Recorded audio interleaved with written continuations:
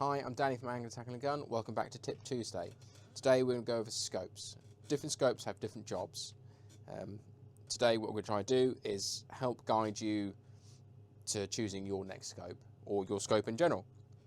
So we're going to go over what each part means, what it does, and we're going to go from there. Okay, starting with this Hawk scope 3 to 9 by 40, what we'll do is we'll work our way from the back to the front. Starting on the rear, we have an adjustment for the reticle. If, for example, you wear glasses or you have impaired vision, this one on the back will help you focus your reticle. It's not for focusing your image, it can help, but it's not designed for it. It's designed to do your reticle. So if your eyes are better, wind it in. If you have poor eyesight, wind it out. It's ever so simple. Moving up, if a scope says 3 to 9 by something, usually what that means is on here, starts at 3 times, so the lower number is 3, work your way around to 9. Apparently my hands are really cold and clammy. Right, so 3 to 9 by 40, and you can give a good squeak, wind that round, and that will be magnified, and it goes from there. The large number is the objective on the front.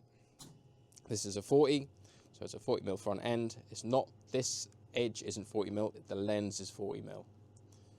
Right, this is a 25mm tube. It's the size of the diameter of the tube. That's 25mm. Right.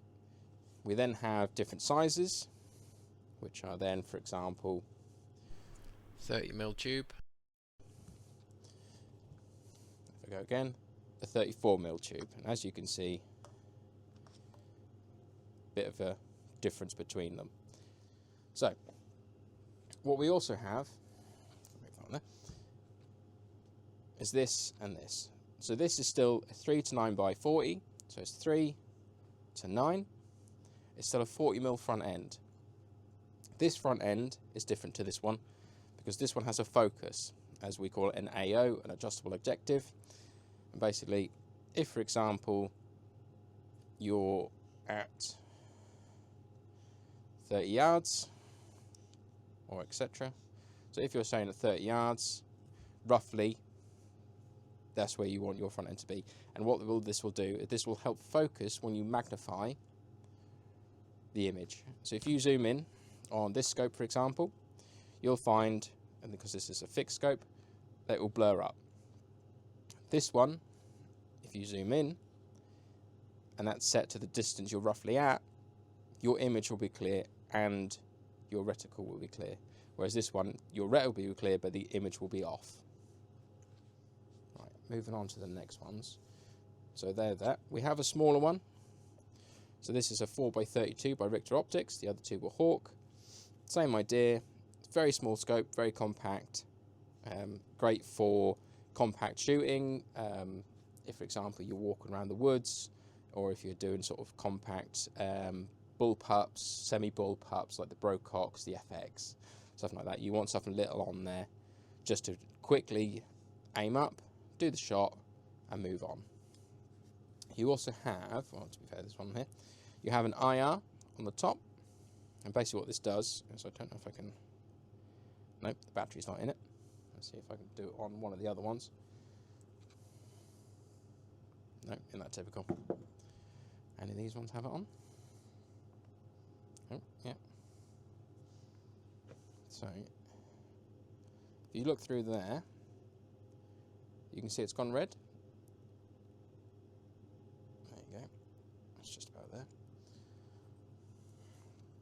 So, IR is illuminated reticle. Make sure that's off. Always make sure they're off. The amount of batteries we sell is unbelievable. Everyday shooters, for example, if it's your first one, 3 to 9 by 40 is fine. Personally, I highly recommend this to everyone that buys an airgun and is looking for a scope. Just pay a little bit more and get the focus. Right, it's not usually much more. I think it's about 10, 20 quid more, if that. Get the focus on the front. It'll make your life so much easier when you're doing field work or targets. On here you then have the Hawk scope. So this one, for example, similar to this one.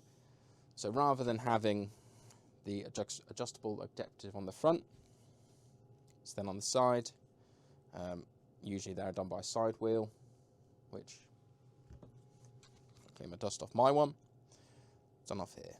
So you focus on this, so you can aim up, focus to where you need to be, rather than reaching around the front of the gun scope, going like this, twisting that, makes it a lot easier. You can get a little bit that moves like that, but I don't sell them. So choosing the right magnification for your gun is critical. So having something, for example, if you're out in the field, having a 3-9 is fantastic, because what that allows you to do, you can start at 3 times mag, you can then zoom it in to 9 times mag if you need to. What that allows you to do is find and then lock in, basically, to what you're targeting. Having something that starts, for example, I'll grab this one. Something that starts, scopes everywhere now, starts at 5 times mag. It's not the end of the world, but it is more magnified than starting at 3 times. Having something that would start, for example, there is a 4-16 and there's an 8. So if we start at 10, for example, finding something that starts at 10 times mag is a challenge, because you're already zoomed in, you've lost your field of view.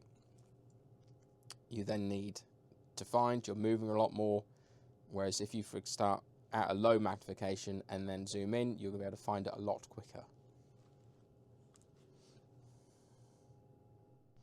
In the same sort of effect, if for example you're target shooting and you're only using 9 times mag, you're relying on your crosshair not to cover that bullseye. Whereas if you have a high magnification, the chances are you're more likely to see the bullseye and the rest of the target. Whereas with this one, the chances are the center cross is just going to cover it up. You're not going to see what you're shooting at, you're just going to hope you're going to roughly hit the same place every time. Whereas with this one, you'll be more likely to hit the same hole consistently. Both these scopes might look the same.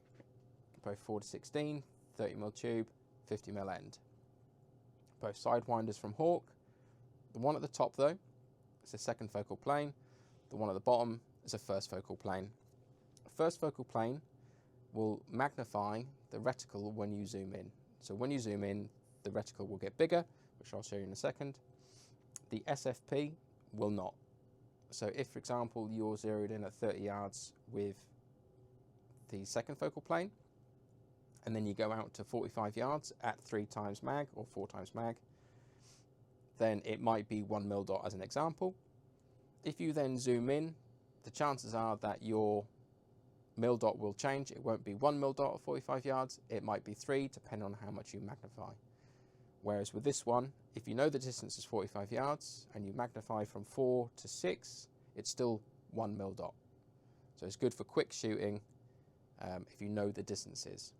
I prefer using something like this because I only use set distances anyway and set magnifications, but everyone's different. Here, if I turn the IR on, I'm going to show you what the FFP means. So if you zoom in, you can see that the reticle has zoomed as well as the image.